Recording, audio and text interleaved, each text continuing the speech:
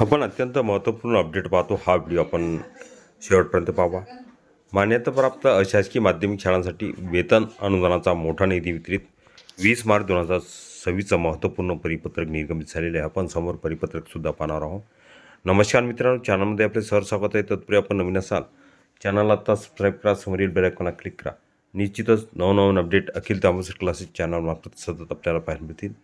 पाहूया सविस्तर. 21 मार्च 2026 माध्यमिक उच्च माध्यमिक शिक्षण संचालनालय महाराष्ट्र राज्य पुणे यांनी सन 2025-26 या आर्थिक वर्षासाठी मान्यताप्राप्त अशासकीय माध्यमिक शाळांमधील शिक्षक शिक्षकेतर कर्मचाऱ्यांच्या नियमित वेतनासाठी मोठ्या प्रमाणात अनुदान वितरित करण्याचे आदेश जारी केले आहेत. आदेश 26/22/02-3361 नुसार राज्यभरातील सर्व जिल्ह्यांना एकूण रुपये 371.307 कोटी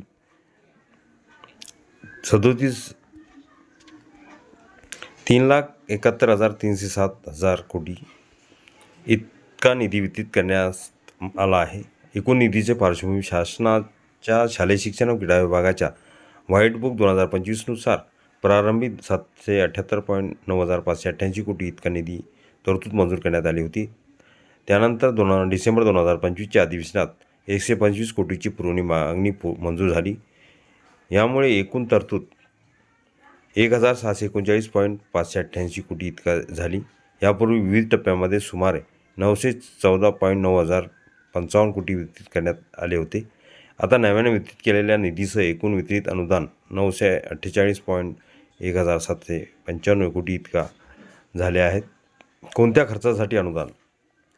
हे अनुदान विशेषतः खालील बाबीसाठी देण्यात आले आहे. शिक्षक व शिक्षकेतर कर्मचाऱ्यांचे नियमित वेतन, चालू आर्थिक वर्षातील 2025-26 वेतन खर्च भागविणे, फेब्रुवारी 2026 पर्यंतच्या वेतनासाठी निधी.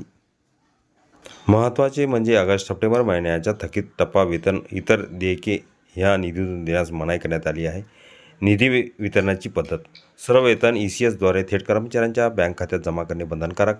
ऑफलाईन किंवा एकत्रित देयके पद्धतीला स्पष्ट मनाई. निधीचा वापर फक्त नियमित वेतनासाठीच करणे आवश्यक. प्रशासनासाठी कडक सूचना. संचालनालयाने शिक्षणाधिकारी, माध्यमिक आणि वेतन पथकांना खाली सूचना दिल्या आहेत.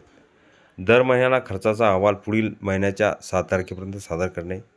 निधीचा वापर विविध नियमानुसारच करणे. उपयोगिता प्रमाणपत्र UC वेळेत सादर करणे. अपात्र किंवा अनुदानास पात्र नसलेल्या शाळांना निधी न देणे. अनुदानाच्या रकमेची अचूक पडताळणी करणे. जिल्हा न्याय निधी वितरण. या आदेशानुसार राज्यातील सर्व जिल्ह्यांना निधी वितरित करण्यात आला असून यामध्ये पुणे, नाशिक, नागपूर, कोल्हापूर, सोलापूर, ठाणे, औरंगाबाद, छत्रपती संभाजीनगर आदी प्रमुख जिल्ह्यांचा समावेश आहे. प्रत्येक जिल्ह्याला त्यांच्या गरजेनुसार कोट्यवधी रुपयाचा निधी आला आहे. उद्दिष्ट काय? ह्या निधी वितरणामागील मुख्य उद्दिष्ट म्हणजे शाळांमधील शिक्षक व कर्मचाऱ्यांचे वेतन वेळेवर मिळावे, शैक्षणिक प्रक्रिया सुरळीत सुरू राहावी, आर्थिक अडचणीमुळे शिक्षण व्यवस्थेत अडथळे येऊ नयेत. निष्कर्ष. राज्य शासनाने 2025-26 या आर्थिक वर्षात माध्यमिक शिक्षण क्षेत्रासाठी मोठ्या प्रमाणात निधी उपलब्ध करून दिला असून त्याचा थेट लाभ हजारो शिक्षक व शिक्षकेतर कर्मचाऱ्यांना होणार आहे. मात्र ह्या निधीचा वापर करताना शासनाने घालून दिलेल्या अटीचे काटेकोर पालन करणे आवश्यक असल्याने स्पष्ट करण्यात आले आहे. परिपत्रक पाहण्याअगोदर हा व्हिडिओ उपयोगी वाटला असेल लाईक, शेअर आणि अखिल तांबूसर क्लासेस चॅनल लगेच सबस्क्राईब करा. पत्र पाहूया. 20 मार्च 2026चे महत्त्वपूर्ण परिपत्रक. ह्या परिपत्रकाचे आपण थोडक्यात स्पष्टीकरण बघितलेले आहे. हे पूर्ण परिपत्रक अखिल तांबूसर क्लासेसच्या डिस्क्रिप्शन बॉक्समध्ये लिंक आहे, तिथून डाउनलोड करू शकता.